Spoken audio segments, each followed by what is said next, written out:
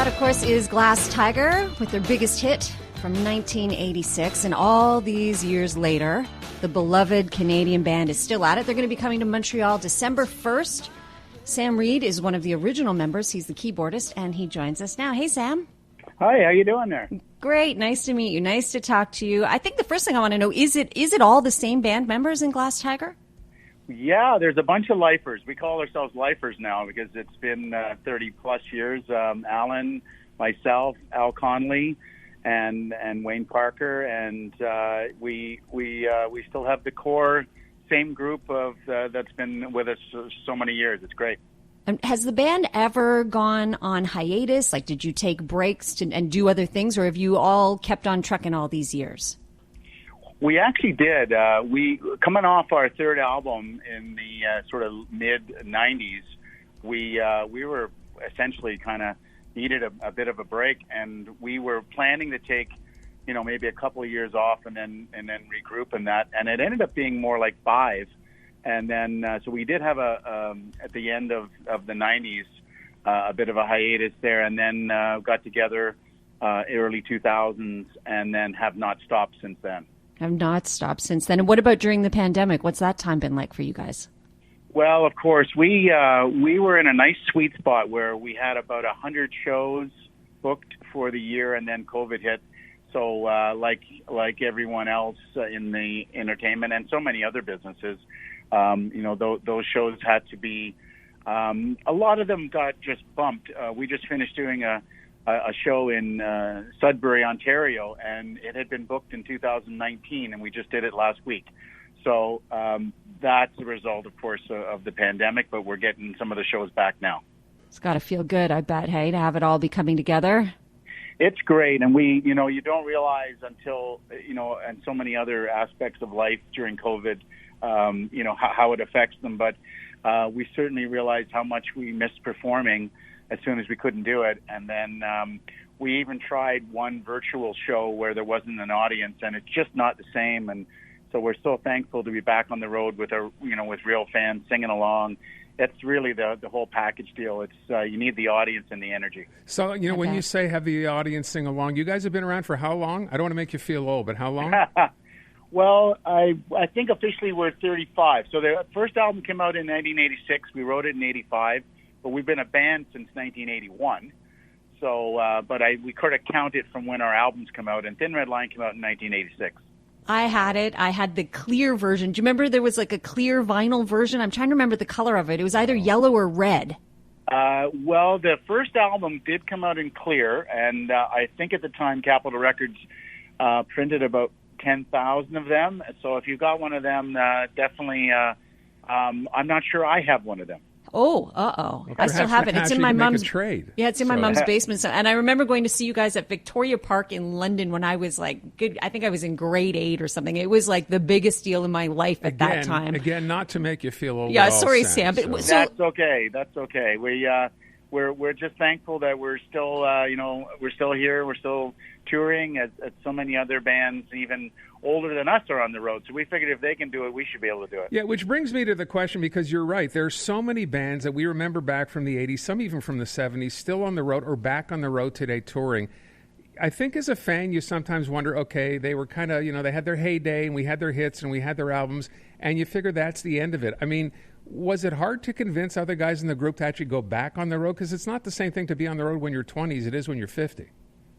Yeah, I'm certainly not, and we coordinate our tours a little differently than back when we were in our 20s. And I was just talking to somebody recently, and they said, how many shows? And Thin Red Line was released. We did 17 months on the road, pretty much solid. We just hopped on to each of the tours promoting it. So we went from Journey in the U.S. to Tina Turner in Europe, to the Moody Blues, to whatever, and it just didn't seem to stop for 17 months. We can't do that anymore. That's a game for a younger a younger fellow for sure. But I think the pace we're at now, it's not hard to convince us because we still love doing it. It never gets old to play for people who sing along. So we're thankful to be doing. 50, 60 shows a year is a great pace, and we enjoy doing that. And do you fans still, when you go to a concert now, you're obviously writing music again, I guess, so they hear them, you hear fans screaming for your old hits. How tough is it to sort of play new music? We obviously, the one thing that when I go and see an artist, and I just saw Roxy Music last week in Toronto, and I'm a huge fan, and, I always think of myself as being a music listener as well. If I went to see Roxy Music and they didn't play Avalon, I'd be very disappointed when I went home. So we, of course, do all of the Glass Tiger songs, that like a walk down memory lane, and we sprinkle in some of the new stuff. We have an album called 33, and of course, when we come back to Montreal December 1st, it'll be a little mini holiday tour. So we're going to be featuring some songs from our Christmas release called Songs for a Winter's Night. So, but we'll sprinkle them in with all the well-known songs as well, and it'll be a nice mix. Yeah, I don't doubt it for a second, right? Like, the fans are going to eat it up, but like you said, you got to give them what they love you for and what they came there for. We're speaking with Sam Reid of Glass Tiger.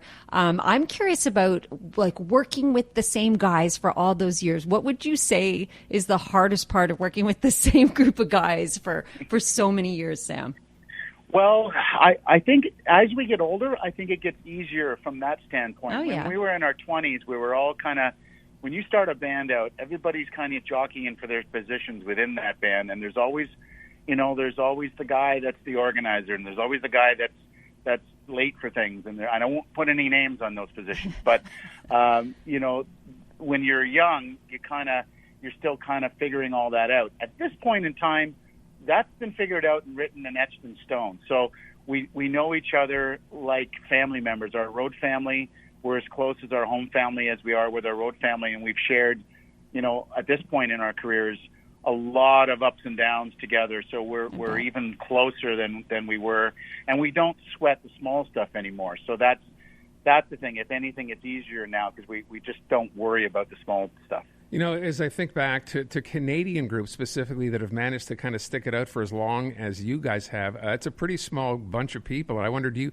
you have contacts with some of those guys, groups that came up when you came up and are still, heading back on the road, deciding to do it again, like Blue Rodeo, for example? Or Honeymoon Suite's on tour now, yeah. Of course, and we're very close with the guys in Honeymoon Suite. Our first tour across Canada, when our first album came out, was opening for Honeymoon Suite. And no way. We've stayed friends and colleagues, and great admiration for the bands. A lot of bands have a 5 or 6 year shelf life, and when you're into your 30th anniversaries, which so many of these, like, you got April Wine and Trooper and Honeymoon Suite, and it's just great. And I mean, certainly we're very, very close to those bands. We usually meet in airport lounges crossing the country. We'll often be sitting there and we'll go, "Where are you going?" And one band will be going to Montreal, next to Calgary, and next to wherever. So, but it's great. It's great to be out there. I love that. And just before we let you go, because we're going to run out of time here, what would you say, Sam, is like, I got to ask the cliche question, like your biggest moment, your most fond memory with the band? There's so many, but if I had to barrel it down, it's obviously the getting recognized. So we're very fortunate to have a couple of Junos under our belt, and to be able to leave Canada and go down to the U.S. We feel like there's another short list there, and getting a chance to be nominated for a Grammy and be down there in the presence of all that great talent. I think that makes us feel very Canadian, and we feel like we're waving the flag, and those are my favorite moments. So I should tell you just before, because we're running out of time here, Natasha went to see you guys. You said, where was this again, Natasha? Victoria Park in London, Ontario. Yeah, I remember it well, yes. Okay, and she's just wondering if the crush she had on Alan Frew, is it too late to admit this now? Have things changed enough that he doesn't want to know that anymore, do you think? I'm going to call him after this and let him know that. Okay. Thank you, Sam. Thanks. That'd be great. And we're really looking forward to welcome you. Obviously, you're coming to Montreal, the Corona Theatre, December 1st. You can get your tickets at evenco.ca. Sam, be a great night. Great to meet you. Great to talk to you. And congratulations on such a great career. Thank you very much. Thanks for thanks for mentioning the bet. show. And we look forward to coming back and playing in Montreal on December 1st. Glass Tiger, Corona Theatre, December the 1st. Going to be a great, great night.